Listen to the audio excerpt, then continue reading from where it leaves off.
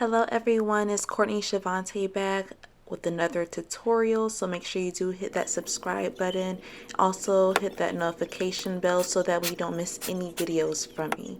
So we're going to go ahead and get started here. I prepared about 140 milliliters of resin, and I also added in some gold flakes.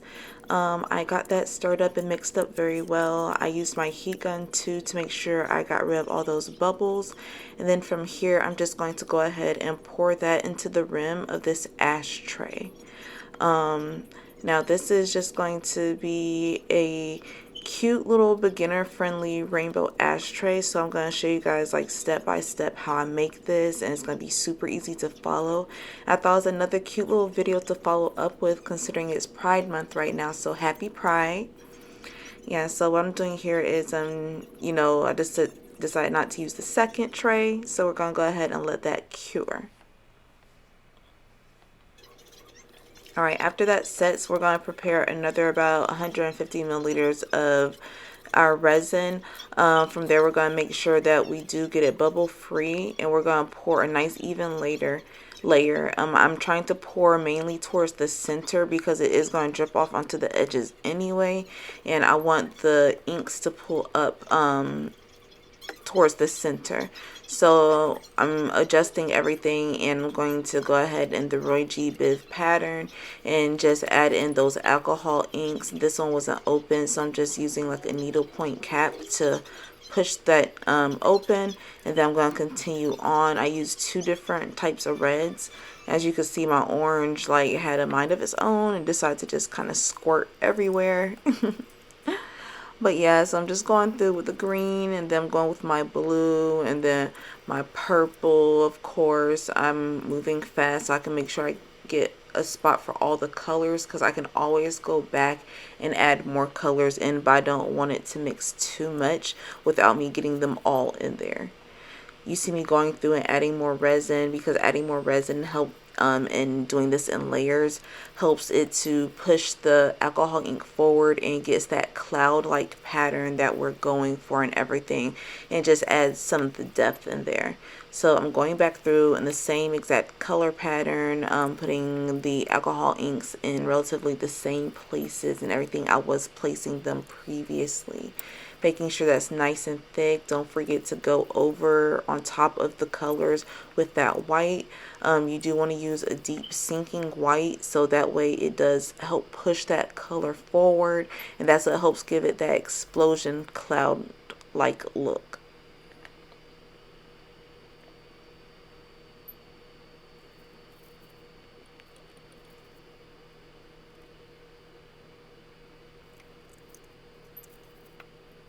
Alright, so you see me adding just a bit more resin. I'm trying to make sure I do break up those white spots, because like I said, those white spots are what's going to push through and, help give that little more depth and everything as well.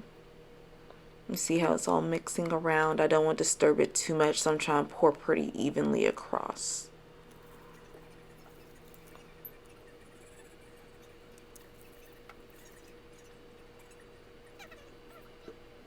And once I get that how I want it and everything, we're just going to, let that set and everything.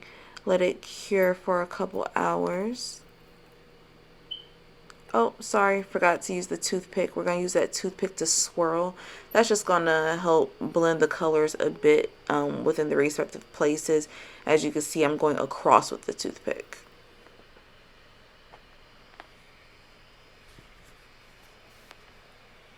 Alright, so now that we've gotten that nice and cured, you see that looks very beautiful on the back. We're just going to start pulling at the sides of our mold so we can get that ashtray release. We want to get all the sides loose before we try to focus on the bottom.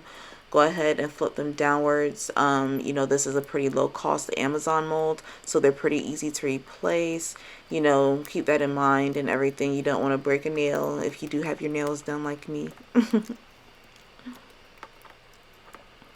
Alright, so we're just going to pull and pull and pull. Pull from different angles until you get that to pop and release. Then from there, you're just going to take your sanding block here and you're going to go over those sharp edges. Make sure you file them down nice and even. Due to the meniscus effect, it does create a sharp edge when the liquid is sitting there and it's curing. So this is just going to make sure that it's nice and safe and no one's hands end up cut or anything like that just from handling the casting. You don't want any lawsuits, right?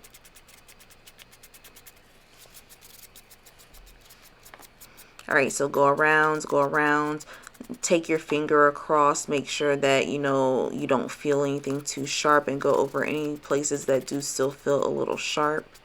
Once you do get it filed down exactly how you need it and you feel like everything's nice and dull on the back, you're going to take your alcohol bottle, spray bottle, you're just going to spray that down a bit, and you're going to take your rag and you're going to wipe it down. You want to try to remove all of the dust that you can.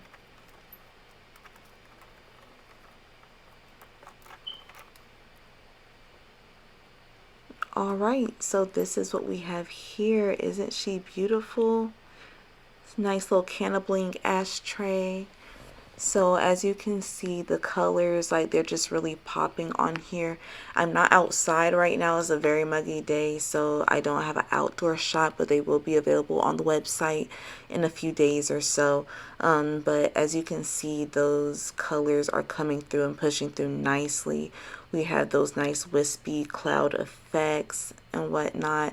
The colors blend in that nice rainbow pattern, and they blend to a point where it's not one big mucky mess. They do stay nice and separated using the method that I used. So I'm just really happy with how this turned out. If you do decide to use this, make sure that you do tag me on Instagram, tag Boujie Hippie Tutorials. I'd love to see it and repost your work and everything. Tag me on Instagram. Make sure you do follow my Instagram. I'm also on Facebook as well. Hit that subscribe button. Again, hit that notification bell. Thank you guys so much for watching. Love you all. Bye now.